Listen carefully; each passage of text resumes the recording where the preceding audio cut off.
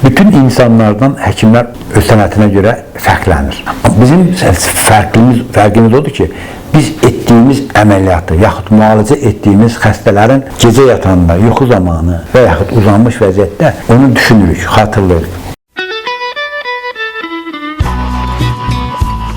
Həkimlərin ən çox gecə yuxusuz qaldığı anlar hansılardır? Bütün insanlardan həkimlər öz sənətinə görə fərqlənir.